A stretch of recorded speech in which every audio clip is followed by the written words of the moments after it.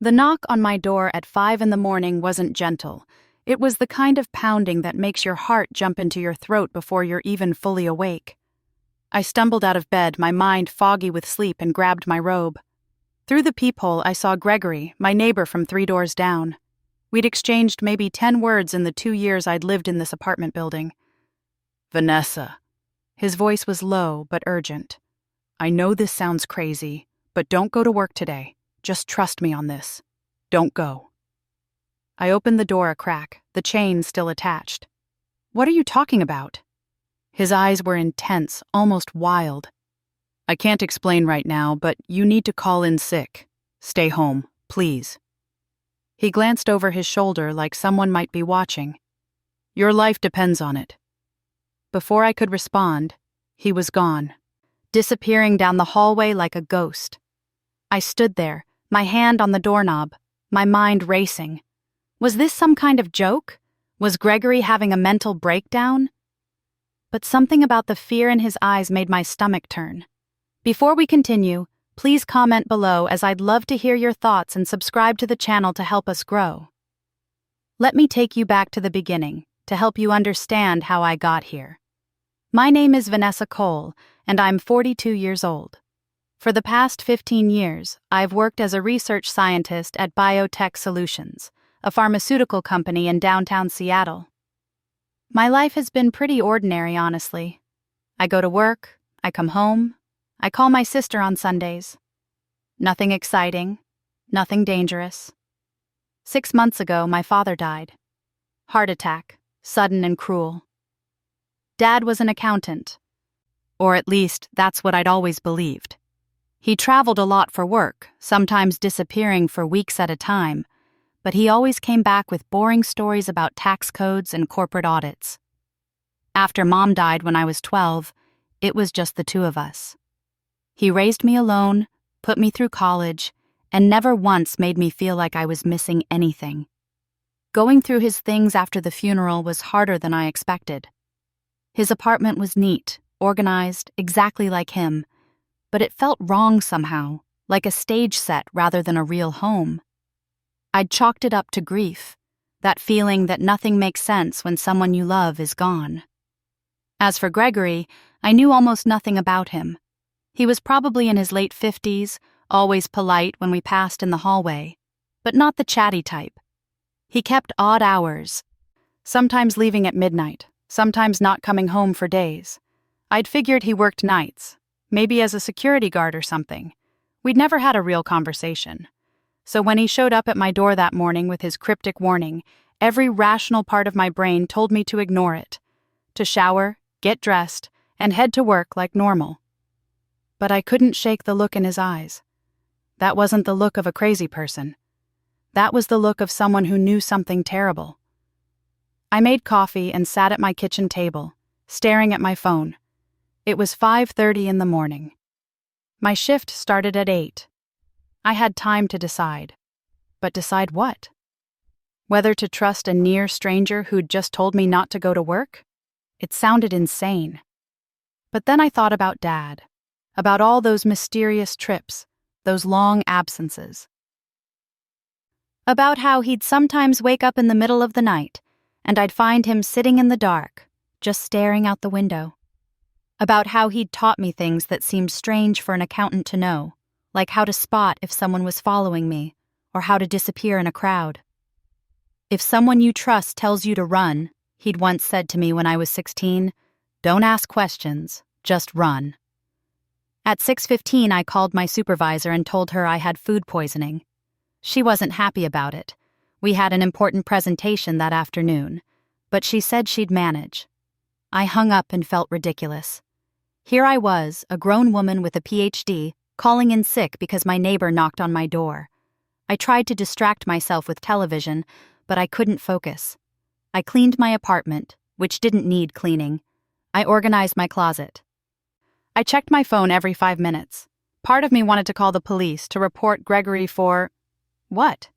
Giving me advice? Being weird? At 11:30, I turned on the news, just for background noise. But then I froze. The reporter's voice was shaken, her face pale. Behind her, smoke billowed from a building I recognized immediately. My building. Biotech Solutions. The camera panned to show police cars, ambulances, people running in all directions. The banner at the bottom of the screen read, "Suspected terrorist attack at downtown Seattle Pharmaceutical Company." My coffee cup slipped from my hand and shattered on the floor. "Authorities are reporting at least 20 casualties," the reporter continued. "The explosion occurred at approximately noon in the main research wing of Biotech Solutions. Sources say the FBI is investigating this as a targeted terrorist attack.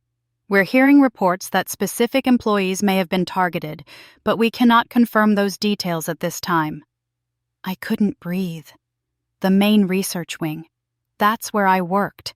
That's where I would have been right now, sitting at my desk, probably eating lunch at my computer. The knock on my door made me jump so hard I nearly screamed. Gregory stood there again, but this time he didn't wait for me to open the door. "Let me in," he said. "Now. We don't have much time." My hands were shaking so badly I could barely unlock the chain. He stepped inside and immediately went to my window, peering through the blinds. "How did you know?" I whispered. "How did you know about the attack?" He turned to face me, and I saw something in his expression that made my blood run cold. Not surprise, not shock, just a grim, tired sadness. "Because I know who they were really trying to kill, Vanessa. It was you. And now that they've failed, they're going to come for you directly." He moved away from the window. "We need to leave, right now." "I don't understand. Why would anyone want to kill me? I'm just a research scientist. I work on immune system responses. I'm nobody." "Your father never told you, did he?" Gregory's voice was soft now, almost gentle. "He was trying to protect you. He thought if you didn't know, you'd be safe."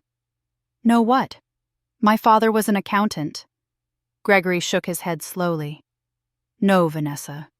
Your father was like me. He was an operative. And everything you think you know about your life, about who you are, is a lie." He pulled out his phone and showed me a photograph. It was my father, but younger, standing next to Gregory and 3 other men in tactical gear. "Your father didn't die of a heart attack. He was killed because he was trying to get you out. He left instructions, information, everything you need to know. But first, we need to get you somewhere safe." I backed away from him, my mind reeling. "This is insane. You're insane." "Check your father's study," Gregory said. "The bottom drawer of his desk. There's a false bottom. He left you a message. But Vanessa, listen to me carefully. They're watching your father's apartment. They're watching this building. The attack at your work was meant to look like terrorism, but it was an assassination attempt. You have unique properties they want. Properties your father discovered when you were born. He's been protecting you your whole life, and now that he's gone, that protection is gone too." My phone buzzed. A text from an unknown number. "We know you weren't at work today. We're coming." Gregory saw my face change. "Do you believe me now?" Before I could answer, the window exploded inward in a shower of glass. Gregory grabbed my arm and pulled me away from the window as another shot shattered what remained of the glass. We hit the floor hard, and I felt something warm on my cheek, blood from a cut. My ears were ringing, my mind struggling to process what was happening. "Crawl," Gregory hissed. "Stay low. Move toward the door." I did as he said, my hands and knees scraping across broken glass. Behind us, I heard footsteps on the fire escape. They were coming in through the window. Gregory reached the door first, yanking it open. We stumbled into the hallway just as my apartment door frame splintered from a bullet. "Stairs," he said.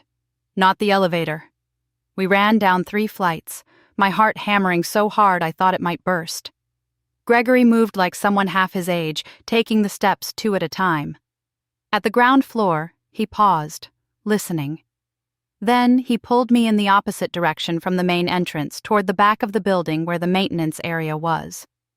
He pushed open a door I'd never noticed before, revealing a narrow corridor that smelled like cleaning supplies and old concrete. "Your father and I prepared exit routes," he explained, his breathing surprisingly steady. He knew this day might come. We emerged in an alley behind the building. Gregory had a car waiting, an old sedan that looked like it had seen better days. He pushed me into the passenger seat and started driving before I even had my seatbelt on. For several minutes, neither of us spoke. He took random turns, checking the mirrors constantly. My hands wouldn't stop shaking. I kept seeing that window exploding, kept hearing the sound of bullets hitting the wall where I'd been standing. "Who are they?" I finally managed to ask. "The people your father worked for. The people who created you." "Created me? I'm not some experiment.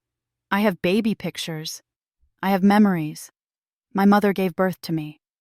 Gregory's knuckles were white on the steering wheel. "Your mother did give birth to you, but it wasn't natural. You were conceived in a laboratory, Vanessa.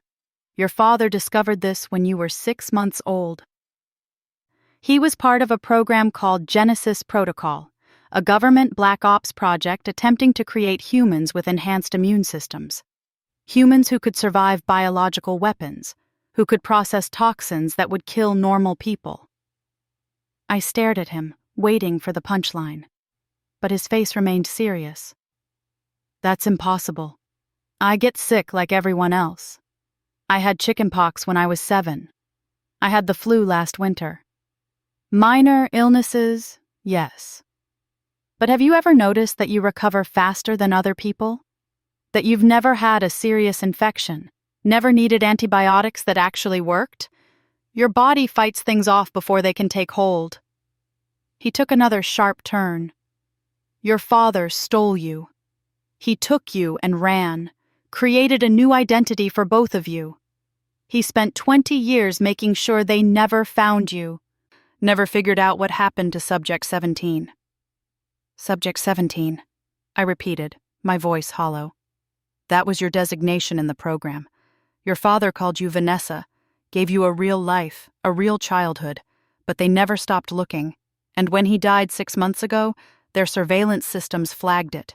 They've been closing in ever since." We drove for another hour, leaving the city behind. Gregory finally pulled into a storage facility on the outskirts of a small town I didn't recognize.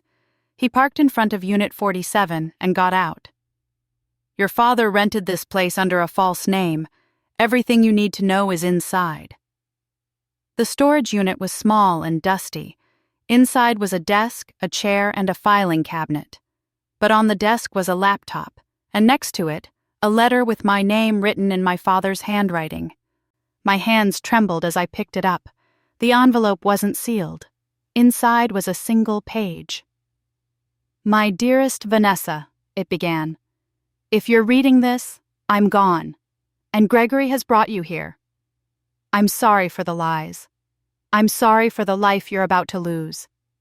But I need you to know that every decision I made was to give you something they never intended for you to have: freedom. You are not a weapon. You are not government property. You are my daughter, and I love you more than anything in this world. The laptop contains everything: files, evidence, names. But more importantly, it contains proof of what they did. Proof that can bring the entire Genesis Protocol down. The password is your mother's maiden name and the year we took you. Use it wisely. Trust Gregory. And remember, you are stronger than you know. You always have been. Love, Dad." I couldn't see the words anymore through my tears. Gregory stood quietly by the door, giving me space. "What was my mother's maiden name?" I asked, my voice breaking. "Sterling, and he took you in 1983. I typed the password into the laptop. The screen came to life, revealing folders upon folders of classified documents. I clicked on one labeled Genesis Protocol, Subject Files.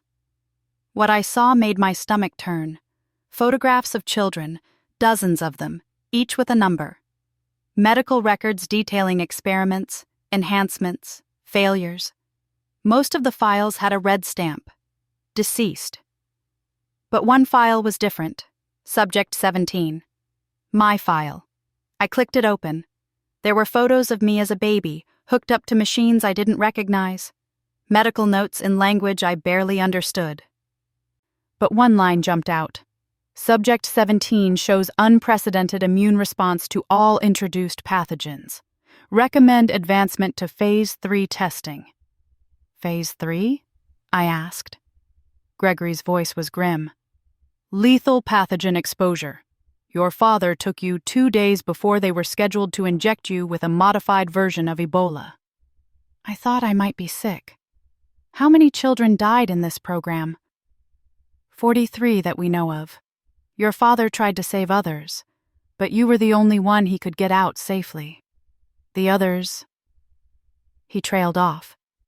I clicked through more files. Names of government officials, budget reports, laboratory locations. And then I found something that made my blood run cold, a file labeled Current Operations. I opened it. The most recent entry was dated 3 days ago. Subject 17, located in Seattle. Termination scheduled to coincide with facility elimination. Assets deployed. They blew up my building to kill me, I whispered. They killed 20 people just to get to me. And they'll kill more, Gregory said. That's why your father documented everything. He wanted you to have the choice he never got, the choice to fight back. I stared at the screen, at 43 dead children, at decades of lies and murder and experiments. What did my father want me to do? He wanted you to expose them, to take all of this and make it public. But Vanessa, you need to understand what that means. The moment this information goes public, you become the most wanted person in America. The government will deny everything. They'll call you a terrorist, a liar, a traitor. Your life, as you knew it, ends. My life already ended when they blew up my building. I clicked through more files, my shock giving way to something else. Anger. Cold, hard anger. These children deserved better. My father deserved better. He spent his whole life running, hiding, looking over his shoulder. They murdered him for trying to protect me. We don't know for certain. Yes, we do.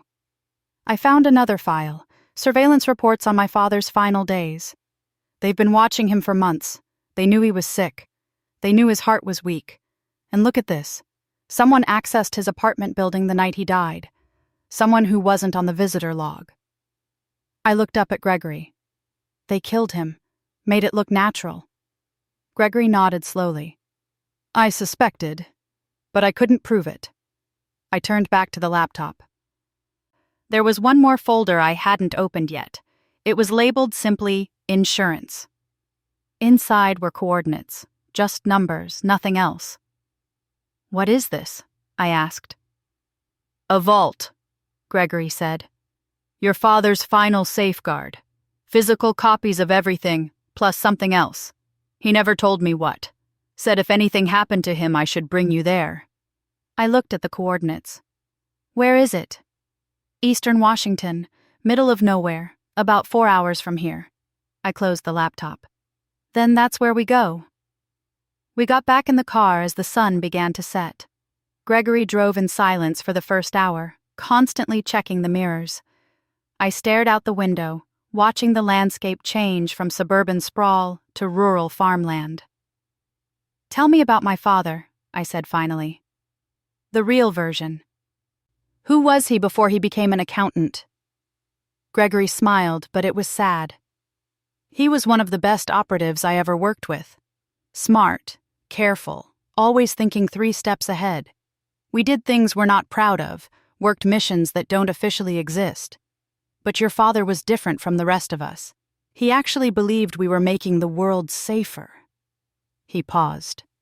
Finding out about Genesis Protocol broke something in him, realizing that our own government was experimenting on children, killing them in the name of national security. He couldn't live with that. So he saved me. He saved you, and he spent every day after making sure you got to be a kid. A normal kid. He quit the life, took the most boring job he could find, created a paper trail that made him look like the most uninteresting person on earth. And it worked. For 20 years, it worked. We drove through the night. Around midnight, Gregory pulled into a rest stop. "Get some sleep," he said. "We'll reach the vault at dawn." But I couldn't sleep.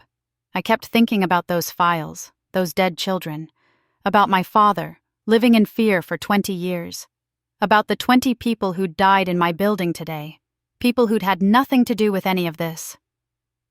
At some point, I must have dozed off, because I woke to Gregory shaking my shoulder. The sky was just starting to lighten. We were parked in front of what looked like an abandoned gas station, rusted and falling apart. "We're here?" I asked. "Close. The vault is underground, beneath the old station. Your father bought this property through shell companies. Nobody knows it exists." We got out of the car. The morning air was cold and sharp. Gregory pulled a crowbar from the trunk and pried open the station's door. Inside, everything was covered in dust and decay, but in the back room, beneath a rotted rug, was a trapdoor. Gregory opened it, revealing metal stairs descending into darkness. He pulled out a flashlight and started down. I followed, my heart racing. At the bottom was a reinforced door with a keypad. Gregory punched in a code, my birthday, and the door hissed open. Inside was a small room lined with filing cabinets and storage boxes. But in the center, on a table, was a metal case. I approached it slowly. On top was another note from my father. "Open this only if you're ready to change everything." My hand hovered over the latch. "What's in it?" "I don't know," Gregory admitted. "He never showed me." I opened the case. Inside were 3 things: a vial of clear liquid, a syringe, and a USB drive labeled Proof. I picked up the USB drive first and plugged it into a laptop that was also in the vault. The file that opened was a video. My father's face appeared on screen, but he looked older than I remembered. Tired. "Vanessa," he said, "if you're watching this, I'm gone. And if Gregory has brought you here, it means they've come for you. The vial contains a sample of your blood from when you were 6 months old, before I took you. It's the only physical proof that Genesis Protocol existed. The USB contains all of my research, everything I discovered about what they did to you and the other children. But more than that," he paused, his expression troubled. "It contains evidence that Genesis Protocol never ended. They're still running it. Different location, different children, but the same program.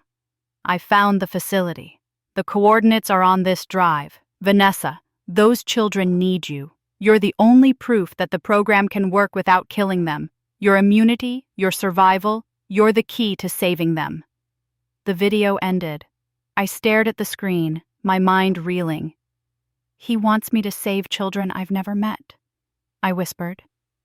"He wants you to finish what he started," Gregory corrected. I looked at the vial, at my own blood. Then I looked at the USB drive. Evidence of everything. Proof of decades of crimes. "If we release this," I said slowly, "how many people will try to stop us?" "Everyone with power and something to lose. The government, the military, intelligence agencies. They'll call us traitors, terrorists. They'll hunt us for the rest of our lives." I thought about those 43 dead children, about the children who might be dying right now in some secret facility. About my father, who'd given up everything to save one child. Me. "Then I guess we better make it count." I was reaching for the USB drive when the explosion rocked the vault, throwing me against the wall. My ears rang as dust and debris rained down from the ceiling.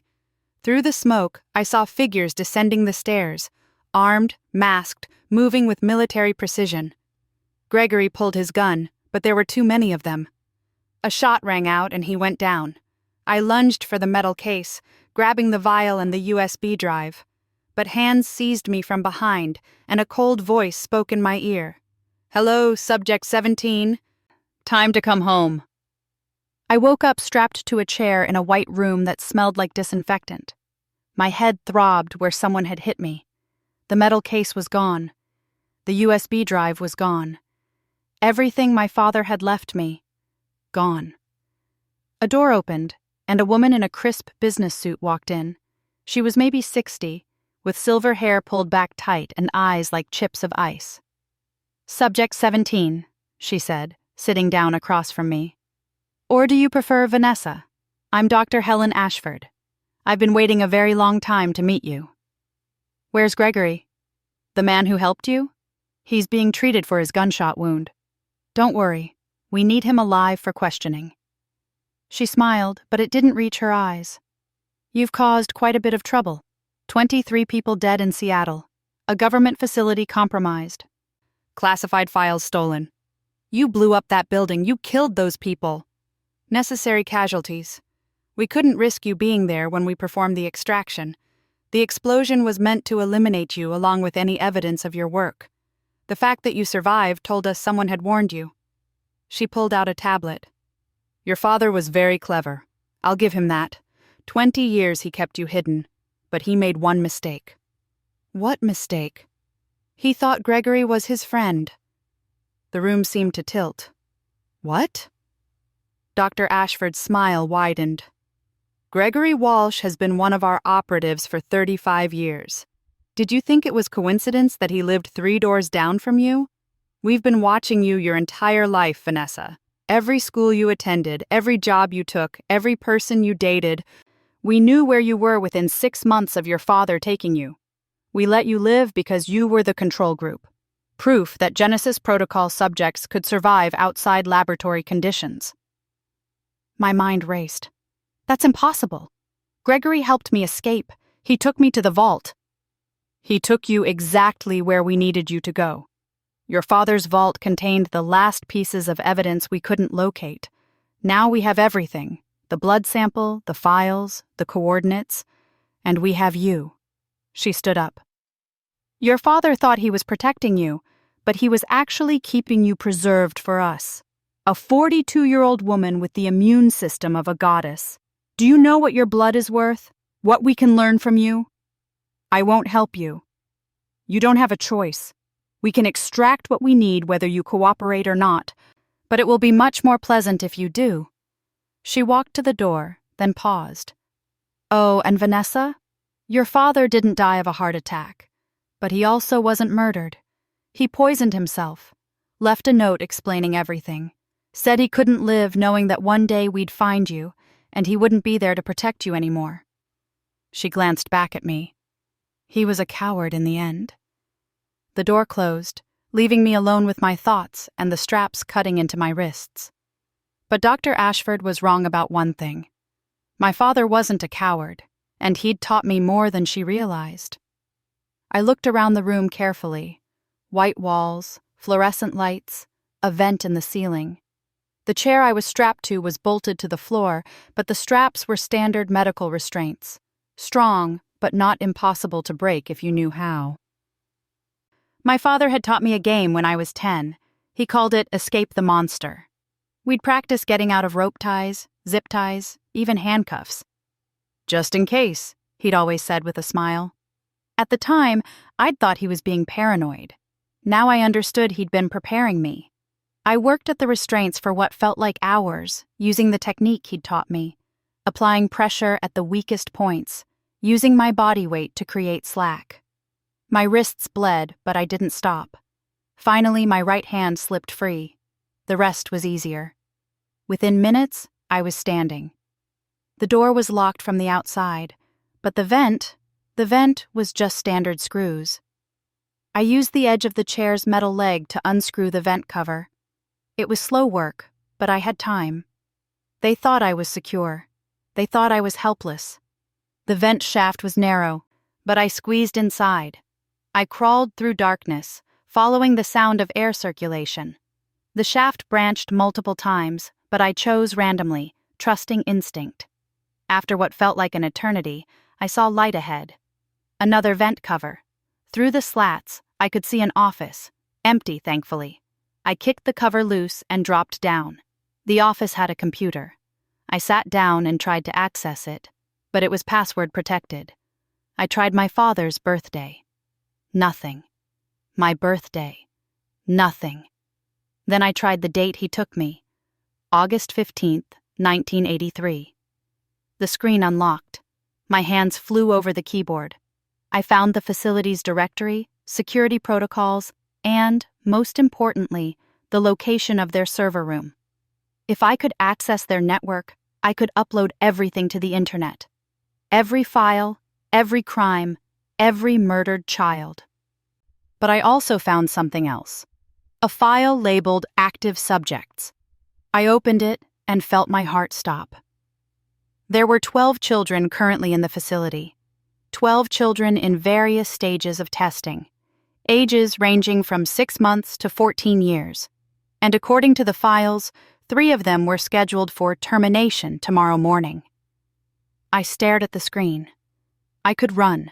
I could try to escape, find a way to release the information. But by the time anyone investigated, those 3 children would be dead. Maybe all 12 would be. Or I could do something incredibly stupid. I pulled up the facility map. The children were housed in Wing D, 3 floors down. The server room was on this floor just down the hall. I could upload the files first, then try to reach the children. Or I could save the children first and risk never getting the information out. My father's voice echoed in my head. When you have to choose between what's right and what's safe, always choose right. I made my decision. I found a white lab coat in the office closet and put it on. Then I grabbed an ID badge from the desk. It belonged to someone named Dr. Chen, but the photo was blurry enough that I might pass. I took a deep breath and walked out into the hallway. 2 guards passed me. I kept my head down, walking with purpose like I belonged there. They didn't even glance my way. I took the stairs down 3 floors. Wing D required a keycard. I swiped the stolen badge, praying it would work. The light turned green. Inside, the hallway was lined with doors, each with a small window. Through them, I could see children, some sleeping, some sitting on beds, all alone. My chest tightened. I moved quickly, checking each room. Most doors required individual codes I didn't have. But at the end of the hall, I found a control room. Inside was a technician, headphones on, watching multiple monitors. I walked in like I owned the place. Dr. Ashford needs you upstairs immediately. Security breach. The technician looked startled. I wasn't notified. Now, I snapped. She's furious that you didn't respond to the alert. He jumped up and ran out. The moment he was gone, I locked the door and turned to the control panel. It took me a minute to figure out the system, but then I found it. The master override for all cell doors in Wing D. I hit the button. Alarms immediately started blaring. Red lights flashed. On the monitors, I watched as every door in the wing opened. Children emerged, confused and scared. I grabbed the intercom. Everyone run! Get out! Use the stairs! Head up! My voice caught. Run! I opened the control room door and saw them moving, some running, some helping the smaller children. A girl who couldn't have been more than 7 grabbed the hand of a toddler and pulled him along. Guards were already responding, pouring into the wing from both ends. I needed to buy the children time. I ran back to the stairs, heading up instead of down. If I could reach the server room, I could still upload the files. The guards would be focused on recapturing the children, not on me. The server room was exactly where the map showed. I burst inside and found another terminal. My fingers flew across the keyboard, accessing the network, finding the Genesis protocol files. But they were encrypted. I needed the decryption key. Think, Vanessa. Think like Dad. I tried every combination I could imagine. Dates, names, codes. Nothing worked. Time was running out. I could hear shouts in the hallway, boots thundering on floors. And then I remembered something my father used to say, a phrase he repeated so often it became meaningless. Sterling 17. I'd always thought he was talking about my mother's maiden name and my age when she died. But what if it wasn't? I typed, Sterling 17. The files unlocked. I pulled out a flash drive I'd found in the office and started copying everything. It seemed to take forever. 50%. 60%. Footsteps were getting closer. 75%. The door burst open. Gregory stood there, one arm in a sling, a gun in his other hand. We stared at each other. "Don't," I said quietly. He raised the gun, pointing it at the computer. "I can't let you do this." "You already did." I pulled the flash drive out. The transfer was complete. "It's done." His finger tightened on the trigger. The shot rang out, but not at me. Gregory shot the computer monitor behind me, destroying the terminal. "What are you doing?" I gasped. He lowered the gun. "Your father knew I was the mole, Vanessa. He knew for 5 years. He told me before he died. Said if I ever wanted to make things right, I'd help you when the time came. But he also said to make sure it looked real, so they wouldn't suspect until it was too late." "I don't understand." "That flash drive you're holding? It uploaded to 300 news outlets around the world the moment you pulled it out. Your father built a program that would trigger automatically. But I had to destroy the evidence that you did it from here, or they'd know. This facility will be shut down within hours. Those children you freed, they're outside. I made sure the perimeter guards were distracted." He smiled sadly. "Your father's plan worked. But Vanessa, you need to understand something. That video he left you, about saving children in another facility, that was him testing you, seeing if you'd choose to expose Genesis Protocol or try to play hero and save people yourself." "What do you mean?" "There is no other facility. Those 12 children were the last ones. Genesis Protocol is over. But if you'd run instead of freeing them, if you'd chosen exposing the truth over saving actual lives in front of you..." He shook his head. "Your father wanted to know that his daughter would make the right choice when it mattered most. And you did." Tears blurred my vision. "He made all of this a test. A terrible, necessary test. Because the world is about to know your name, know what you are, and they'll either see you as a victim worth protecting or a weapon worth using. Your choice today determines which one." He handed me car keys. "There's a service exit, 3rd door on the left. Those children need someone to make sure they get out safely. I'll handle things here." "What about you?" "I made my choice 20 years too late, but I can still make it matter." He pushed me toward the door. "Go. Your father would be proud of you."